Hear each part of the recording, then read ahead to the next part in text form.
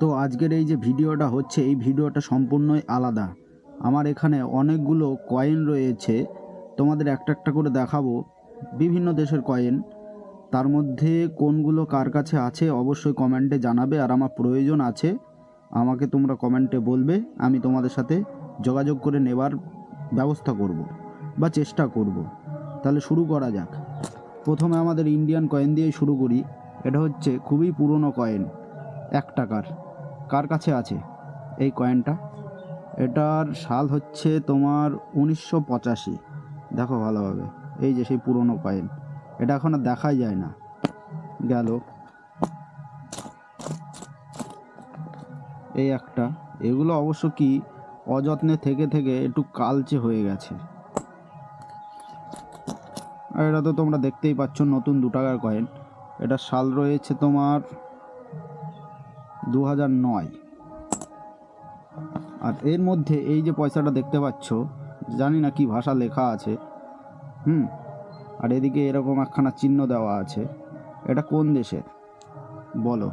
আর এরকম কালেকশন কার কাছে আছে অবশ্যই জানিও, আমি নেব। এখানে লেখা আছে ইউনাইটেড আমির ইমারিস্ট, সরি ভুল হয়েছে, ইউনাইটেড আরব ইমারিস্ট। এই যে আরবের এটা গেল। আর এটা তো নতুন এখনকার 5 টাকা সোনালি, চলছেই। এই 2 টাকা, এই যে এই 1 টাকা ধানের শীষ মার্কা, এখনও কি আছে না নতুন 1 টাকায় ব্যবহার করছো?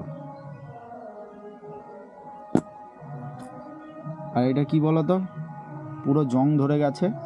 এটা হচ্ছে সে 5 টাকা কয়েন ইন্ডিয়ান, এই টিনের, তার জন্যই জং খেয়ে গেছে। এটাকে ঘষে মেজে আবার পরিষ্কার করলে পরিষ্কার। এই যে 20 পয়সাটা দেখা যাচ্ছে, এটা কোথাকার বলো? এখানে পদ্ম ফুল রয়েছে। এটা 1920 সালের। দেখো অশোক স্তম্ভ আছে, এটা আমাদের ইন্ডিয়ারই টাকা।